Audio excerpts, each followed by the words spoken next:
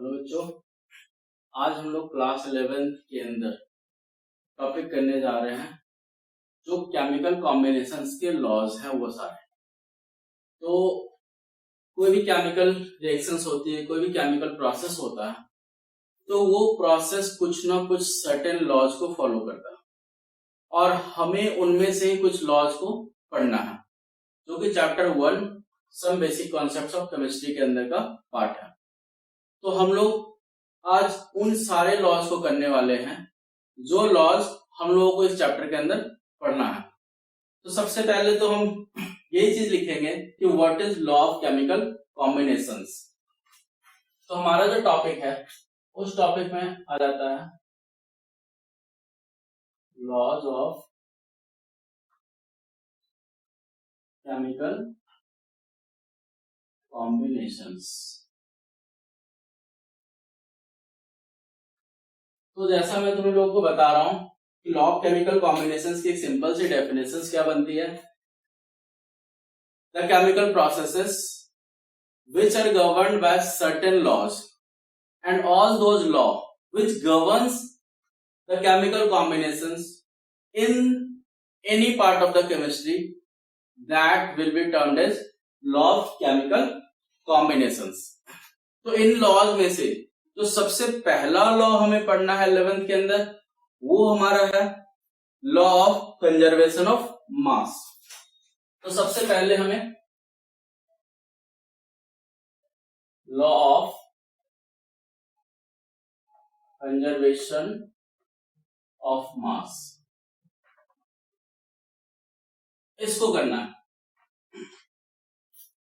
तो law of conservation of mass क्या बोलता है, जैसा कि सभी को पता है कि पहले हम लोगों ने पढ़ा हुआ है कि मास can not be created nor be destroyed. बस ये एक जो लाइन है, इस लाइन को पहले हम लिखते हैं और फिर हम केमिस्ट्री के अंदर इस लाइन को कैसे इनपुट में डालेंगे वो समझेंगे। तो हमारा है mass can not be created nor be destroyed.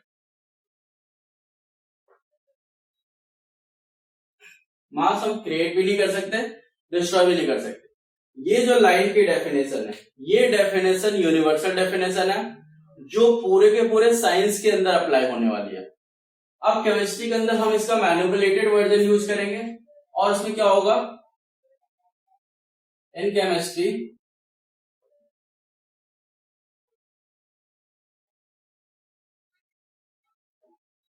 During a balanced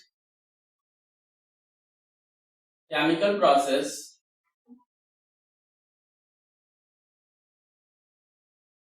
the total mass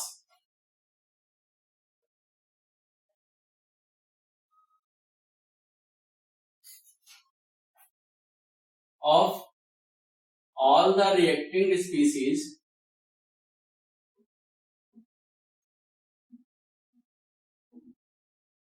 in short हम लोग इसे रिएक्टेंट्स बोलते हैं।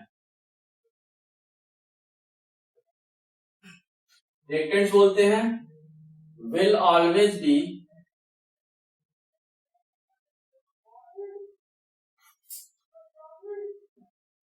equal to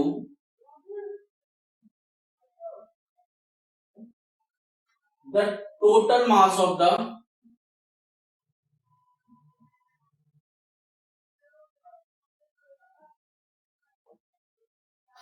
products obtained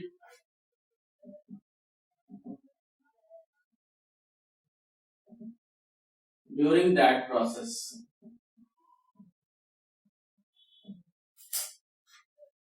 अब इसके हम लोग एक एग्जाम्पल के थ्रू जस्टिफाई करेंगे। जस्टिफाई करने के लिए बहुत ही सिंपल सा एग्जाम्पल लेते हैं। वो एग्जाम्पल हम कोई भी केमिकल प्रोसेस का ले सकते हैं। फॉर एग्जाम्पल मैं ले लेता हूं C+O2, this is giving you CO2। हम लोग मास ऑफ रिएक्टेंट्स निकालेंगे और मास ऑफ प्रोडक्ट्स निकालेंगे और इन मासेस को हम अलग अलग निकालेंगे और कंपेयर करके देखेंगे। सबसे पहले तो हमें ये चेक करना क्या ये रिएक्शन बैलेंस है या नहीं है। If the reaction is balance then okay, और अगर बैलेंस नहीं होगा तो हम इसे बैलेंस करेंगे सबसे पहले। तो हम चेक कर पा रहे हैं सी बैलेंस है और ओ भी बैलेंस है, तो यहां पर ऑल पार्ट आर बैलेंस। अब हम रिएक्टेंट की बात करते हैं। Carbon 12 gram then plus oxygen 16 into 2 grams, total it is 44 grams. And if we consider here carbon 12 plus oxygen 16 into 2 grams, that means this is also 44 gram. So we are getting in equal masses. This is law of conservation of mass. अब हम लोग second law की बात करते हैं। तो second law के according क्या होगा, हम लोग देखते हैं, वो है हमारा लॉ ऑफ कांस्टेंट प्रोपोर्शन, इसका दूसरा नाम होगा और definite composition.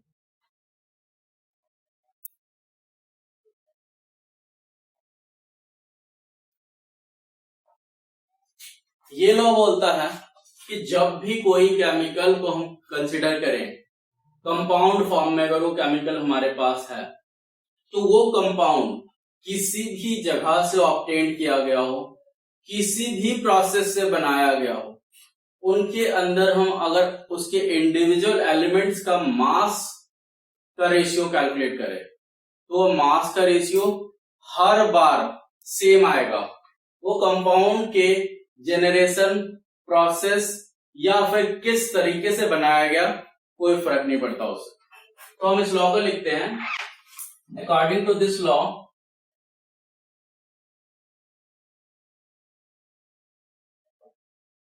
in a chemical compound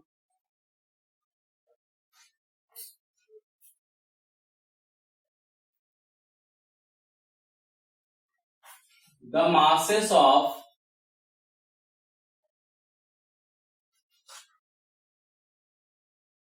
different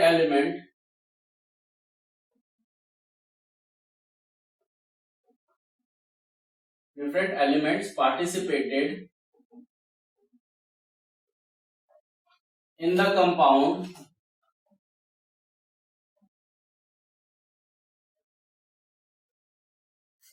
is having a simple whole number ratio and it is independent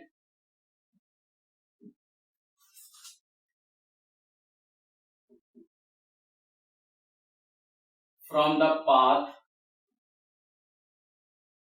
and source of the compound.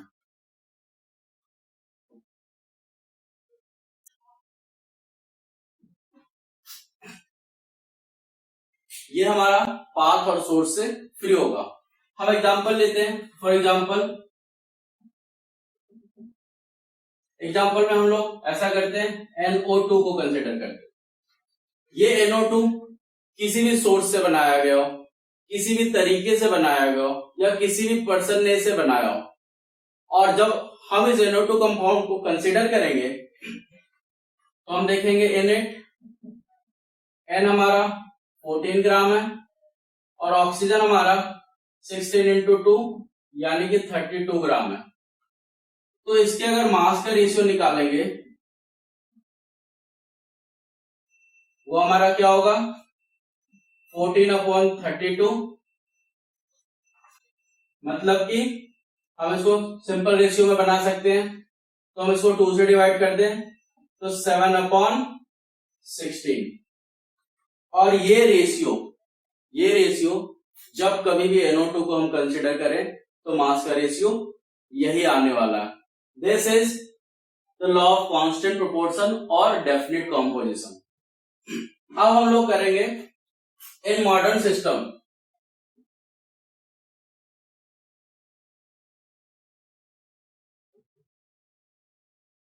Modern system में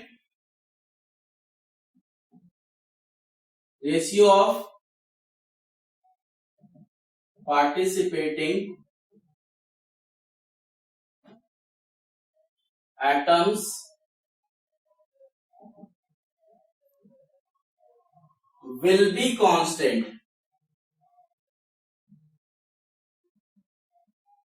ये भी मॉडल सिस्टम के अंदर है, मतलब कि NH2O will be 1:2 always, 1 nitrogen and 2 oxygen. So this is the law of constant proportion or definite composition. Second law के बाद जो थर्ड लॉ हमारा आता है वो हमारा है लॉ ऑफ मल्टीपल प्रोपोर्शन। तो हम लोग इस थर्ड लॉ के बारे में समझते हैं। हमारा थर्ड लॉ है लॉ ऑफ मल्टीपल प्रोपोर्शन। इस लॉ के अकॉर्डिंग ये होता है कि बेटा जब सेम सेट ऑफ एलिमेंट्स, जब एक से ज्यादा कंपाउंड बनाएंगे, जब दोनों कंपाउंड के अंदर हम अगर एक एलिमेंट के मास को फिक्स कर दे, एक एलिमेंट के मास को फिक्स कर दे और दूसरे एलिमेंट के मास का रेशियो निकाले, वो सिंपल होल नंबर रेशियो आएगा। तो हम लोग इसकी स्टेटमेंट देखते हैं, फिर इसके एग्जांपल से इसको और समझेंगे। तो बेटा क्या होता है, according to this law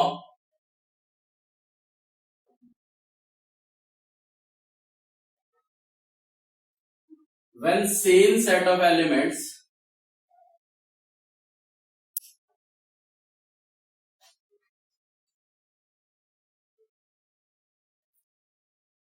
are forming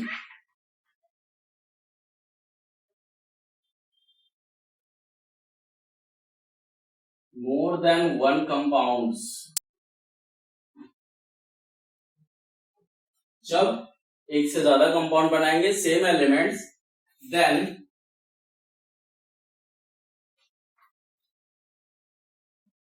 the equal mass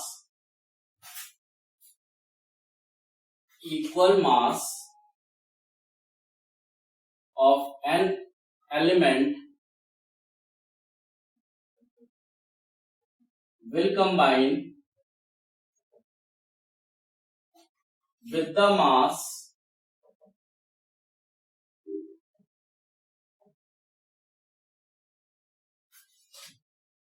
of another element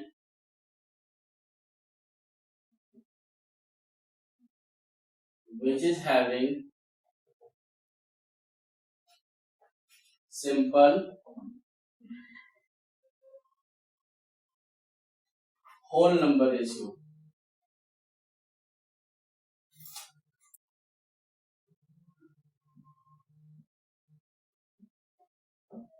कि कोई कंपाउंड हम अगर ले लें और उस कंपाउंड के अंदर जो एलिमेंट्स है वही एलिमेंट्स अगर कोई दूसरा और कंपाउंड बना रहा हो तो उसके बीच में ये कैसे वर्कआउट करेगा। तो हम लोग करते क्या, for example in H2O and H2O2, if we fix hydrogen तब क्या होगा, और दूसरा केस लेते हैं इफ वी फिक्स ऑक्सीजन तब क्या होगा। अगर हम हाइड्रोजन फिक्स करते हैं तो H2O H2O2, चेक है हाइड्रोजन इज ऑलरेडी फिक्स्ड, तो हमें इसको फिक्स करने के लिए कुछ नहीं करना, मल्टीप्लाई वन ही रख लेते हैं ताकि हमें ये पता चले मल्टीप्लाइंग सिस्टम कैसे यूज करना। तो यहां देखते हैं कि हाइड्रोजन फिक्स होने के बाद रेशियो ऑफ O वो क्या हमारा 1:2, 1 फ्रॉम हेयर 2 फ्रॉम हेयर, 1:2। और अगर हम ऑक्सीजन फिक्स करते हैं तब बेटा हमें क्या करना पड़ेगा, H2O और H2O2 इसे 1 और इसे 2 से मल्टीप्लाई कर दें तो हमारा फाइनली ये बन जाएगा H4O2 और ये हो जाएगा H2O2। अब ऑक्सीजन दोनों के अंदर फिक्स्ड हो चुका है। तो रेशियो ऑफ हाइड्रोजन की बात करते हैं।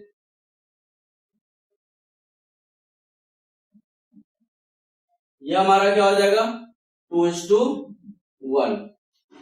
तो ये हमारा लॉ ऑफ मल्टीपल प्रोपोर्शन बताता है कि एक एलिमेंट के मास को फिक्स करें, हम किसी भी एलिमेंट के मास को फिक्स कर सकते हैं और उसके बाद दूसरा जो एलिमेंट बचा हुआ है उस कंपाउंड के अंदर हम उसके रेशियो को चेक करें, वो सिंपल होल नंबर रेशियो में आएगा। ये मिनिमम 2 कंपाउंड्स के सेट पर ही अप्लाई होगा। इससे कम अगर सिंगल कंपाउंड है तो फिर हमारा ये लॉ एप्लीकेबल नहीं है। तो जो फोर्थ लॉ हम लोग को पढ़ना है वो है Avogadro's law.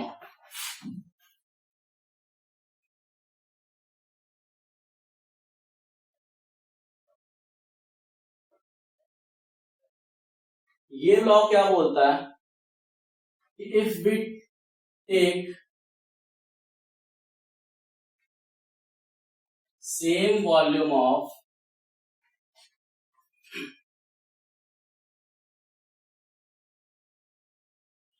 any gas at same condition of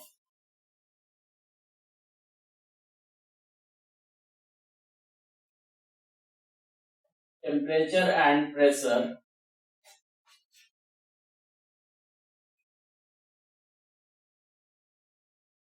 then it will have equal number of moles। मतलब कि अगर हम किसी भी गैस का सेम कंडीशन ले, टेम्परेचर प्रेशर का, और सेम वॉल्यूम अप्लाई कर ले तो उसके अंदर मोल्स इक्वल होंगे। और इसको हम आगे बात करें तो एंड वाइसा वर्सा, मतलब कि अगर हमने same condition of temperature pressure पर इक्वल नंबर ऑफ मोल्स भी लिया तो वॉल्यूम सेम आएगी। बच्चों अगर हम इसका एग्जांपल देखते हैं तो सपोज करो कि हमने लिया है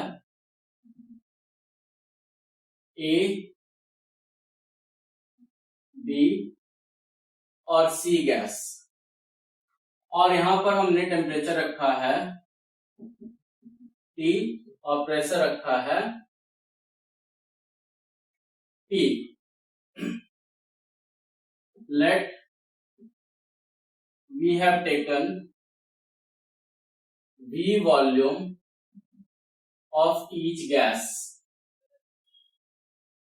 हमने हर गैस का V वॉल्यूम लिया।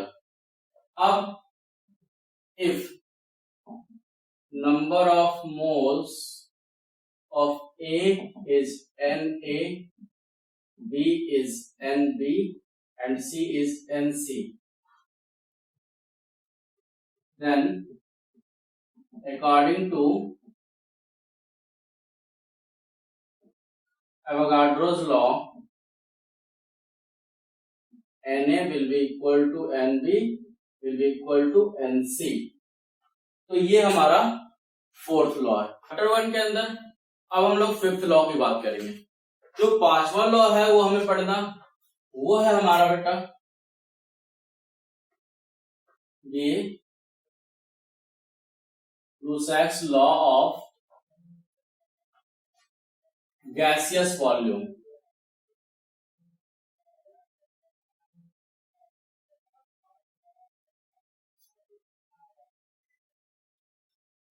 इस लॉ के अंदर हम क्या देखते हैं, पहली बात तो ये है बेटा, ये लॉ जो है सबसे पहली बात ये सिर्फ गैसियस रिएक्शन पे एप्लीकेबल है और उस रिएक्शन पे ये पार्शियली एप्लीकेबल होगा जिस रिएक्शन में कोई गैस हो तो उसमें पार्शियल एप्लीकेबल है।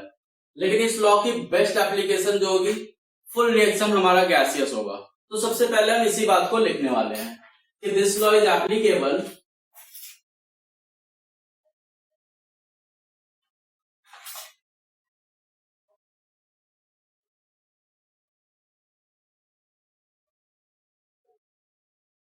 to the reaction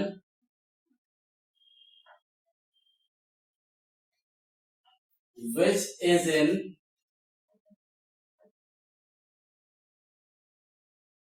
gaseous state, जो पूरा का पूरा रिएक्शन गैसियस स्टेट में होगा। और अकॉर्डिंग टू दिस लॉ अब हम लोग बात करते हैं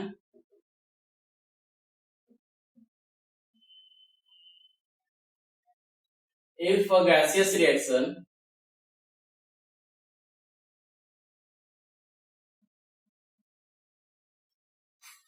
is processed in a balanced manner,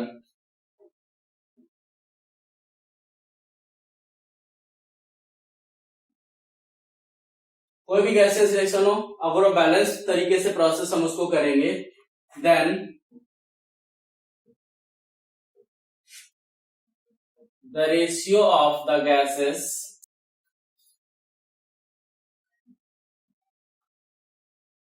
participating in the reaction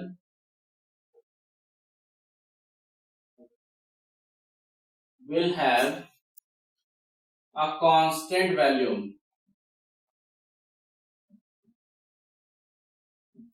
ये कांस्टेंट वैल्यू रखेगा। बेटा ये बिल्कुल लॉ ऑफ कांस्टेंट कॉम्पोजिशन के जैसा ही है, लेकिन ये पूरे रिएक्शन पे एप्लीकेबल होगा। जैसे कि एक एग्जांपल लेते हैं,